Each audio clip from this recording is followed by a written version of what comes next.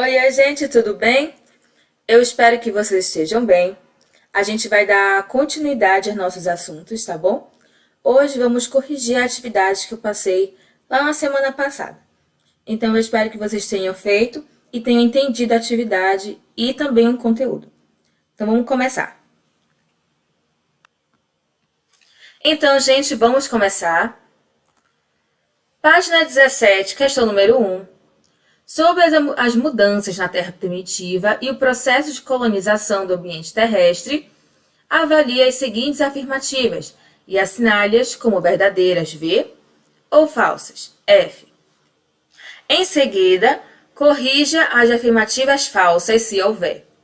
Então, bora lá. Letra A.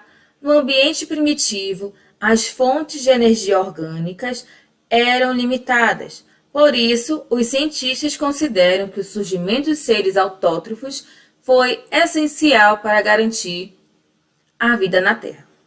Essa afirmativa aqui, ela é verdadeira. Basta a gente lembrar o seguinte, quando surgiu os seres autótrofos, os seres heterótrofos começaram a se alimentar desses seres que produzem seu alimento, justamente para conseguir moléculas orgânicas. Então, é verdadeira, correto. B. O processo de fotossíntese realizado por seres autótrofos contribuiu para que a atmosfera terrestre fosse modificada e passasse a ter mais gás carbônico em sua composição. Essa afirmativa aqui está errada, é falsa. Qual é a parte que está errada? A parte que fala sobre ter mais gás carbônico em sua constituição. Na verdade, eu vou ter, depois da fotossíntese, a atmosfera terrestre vai ser modificada e vai passar a ter mais gás oxigênio na sua composição, ok? C. Durante o início da colonização do ambiente terrestre, as espécies marinhas capazes de se fixar em costões rochosos tiveram maior chance de sobrevivência. Essa afirmativa aqui está correta. Basta a gente lembrar que os costões rochosos, eles possuíam mais nutrientes. Então, aquelas espécies que conseguiam se fixar ali, elas conseguiam ter maior acesso a nutrientes. Então, eles tiveram maior sobrevivência, maior chance de sobreviver. Além disso, eles conseguiram se reproduzir, que é uma coisa muito boa para uma espécie. Uma espécie continuar existindo, é necessário que ela se reproduza. E para se reproduzir, é necessário que ela tenha uma alimentação, uma fonte de alimento. E para essas espécies que conseguiam se fixar nos costões, era importante porque eles conseguiam alimento. Logo, a reprodução deles era mais garantida. Ok? Letra D. Diante dos obstáculos apresentados pelo ambiente terrestre, os seres unicelulares tiveram vantagem no processo de ocupação desse novo espaço. Então, aqui vai estar errado, tá? Por quê? Já que nós tínhamos obstáculos no ambiente terrestre, as espécies, né, os seres que tiveram maior vantagem de ocupação eram os seres pluricelulares, tá? Por isso que ela está errada. Mas, além disso, né, a gente tem que lembrar o seguinte, que os seres pluricelulares, ou multicelulares também pode chamar assim, eles tinham maior chance de sobreviver, né? Tinham maior vantagem porque eles possuíam células que estavam interligadas e integradas. Isso fez com que todo o sentido que elas faziam de alimentação, de reprodução, de fixação, era muito melhor que dos seres unicelulares. Por isso, elas tiveram maior vantagem. Ok? E a letra E. Raízes e folhas são características adaptativas que permitiram às plantas a conquistarem definitivamente o ambiente terrestre. Está correto, porque a raiz ela vai ter a função na planta de conseguir água, né? Ela vai absorver a água do solo, a folha vai fazer fotossíntese, e isso faz com que a planta se alimente e fique hidratada por causa da água das raízes, ok? Então tem essa relação da alimentação e da hidratação. A raiz faz a parte da hidratação e consegue água, e essa água vai ser utilizada pela planta, principalmente na folha, para ser retida ou para fazer a fonte de alimentação dela através da fotossíntese, ok? Questão número 2. Um agricultor tinha uma plantação de 20 hectares de algodão. Uma seca muito grande ocasionou a morte de boa parte da população de algodoeiros. Logo em seguida, a plantação passou por um ataque dizimador de besouros, conhecidos como bicudos do algodoeiro. A referida plantação sofreu, respectivamente, os efeitos de dois fatores bióticos, dois fatores abióticos, um fator biótico e um abiótico, ou letra D, um fator abiótico e um biótico. Vamos analisar. A primeira coisa que aconteceu foi uma seca. A seca tem a ver com a temperatura, tem a ver com a questão da umidade do ar, ok? Não estava chovendo, logo a plantação ela sofreu uma seca e uma parte morreu. E depois tivemos besouros. A seca é um fator abiótico, tá? E os besouros é um fator biótico. Por que o besouro é biótico? Porque ele tem vida, é um ser vivo. E a seca é um fator abiótico, porque ele não é um ser vivo, tá? Logo, a resposta correta vai ser a letra D de dado, ok? Terceira questão. Na natureza, os componentes bióticos e abióticos interagem por uma multiplicidade de processos ecológicos, que são fundamentais para o equilíbrio do meio. Na ilustração a seguir, identifique 2 fatores bióticos e 2 fatores abióticos. Então, bora lá. Aqui você podia falar de fatores bióticos.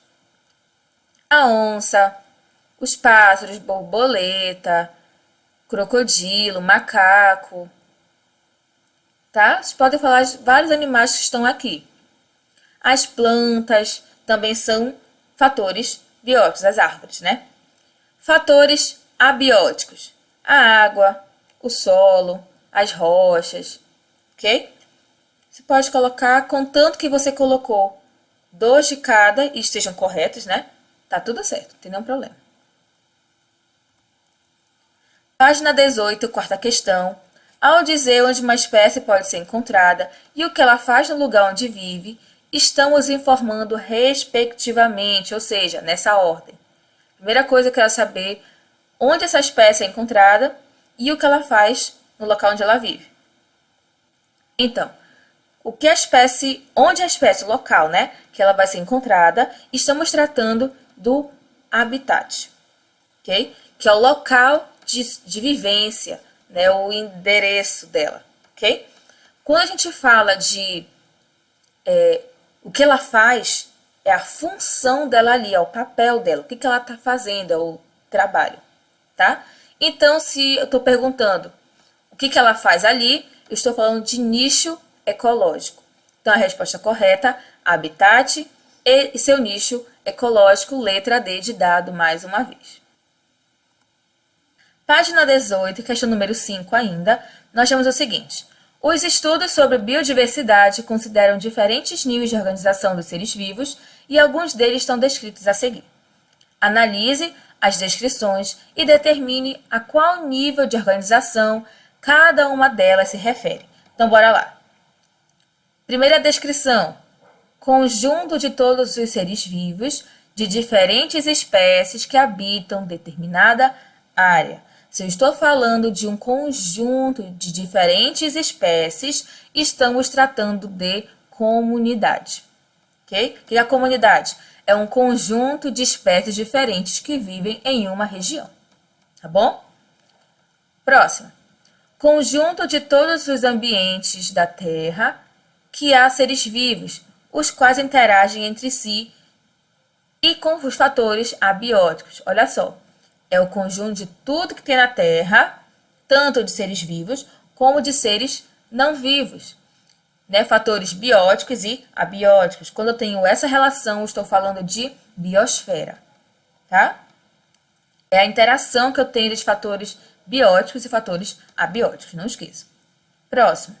Conjunto de indivíduos de uma espécie que vivem em uma determinada área geográfica.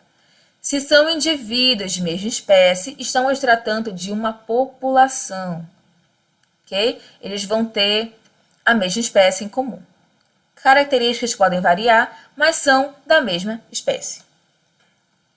Conjunto de compostos bióticos e abióticos de uma determinada região incluindo as interações que nela ocorrem. Estamos tratando de um ecossistema. Então, não confundam ecossistema com a biosfera, tá? Porque ecossistema é a interação, né? O conjunto de componentes bióticos e abióticos em uma região, tá? Em uma área. Quando eu trato de biosfera, estou falando de todas as áreas, de todo o ambiente terrestre, de todos os ecossistemas, ok? Biosfera é o mais abrangente, é o todo, é o planeta Terra mesmo. Bom? Sexta questão, ainda na página 18. O Antilope albuquerque é um pássaro caracterizado por apresentar hábitos diurnos e ter uma dieta baseada no consumo de pequenos frutos e alguns insetos. Na época de reprodução, as fêmeas constroem os ninhos próximos ao curso de água e põem apenas 2 ovos. Essa pequena ave é popularmente conhecida como soldadinho do Araripe, justamente por ser encontrada naturalmente na Chapada do Araripe, formação geográfica localizada no sul do estado do Ceará. Com base nas informações apresentadas, responda as seguintes perguntas. Letra A. Qual é o habitat do soldadinho do Araripe? E letra B. Qual é o nicho ecológico dessa espécie de ave?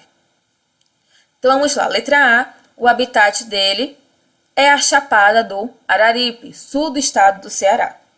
Bem tranquilo, né? O local que a gente encontra essa espécie de ave. E letra B. O nicho ecológico.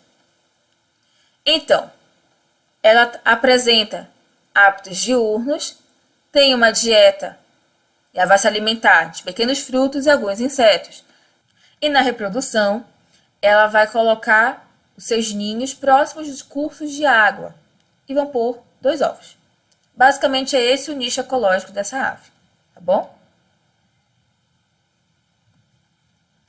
Ainda na página 18, questão número 7, os seres humanos estão espalhados pelos mais diversos ambientes.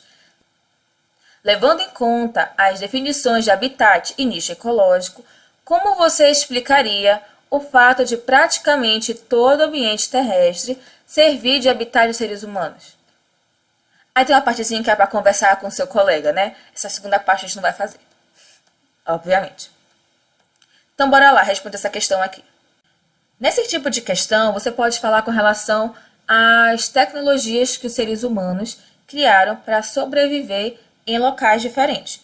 Por exemplo, pessoas que moram em locais muito frios, o que acontece lá? As construções deles são totalmente diferentes das nossas, aqui da região, que é uma região quente, né? Lá eles utilizam roupas que são diferentes, justamente para evitar o frio, né? Possam morrer de frio. A gente pode falar também com relação a locais desérticos, né? Normalmente se utiliza que tipo de automóvel ali, locomoção, como é que funciona. Então, os seres vivos em diferentes regiões do planeta, com os diferentes ambientes, eles conseguem fazer tecnologias, tanto de vestimenta quanto de locomoção, né? Automobilística, no caso, de construção, justamente para conseguir sobreviver em determinadas regiões, né? Por exemplo, se eu tiver uma região que tem furacões, normalmente as construções dessas casas são próprias para isso, né? Se a casa não comporta, ele faz um compartimento à parte, que quando passar esse furacão ou um terremoto, ele pode se esconder ali. São alternativas que as pessoas fazem para sobreviver nesses locais.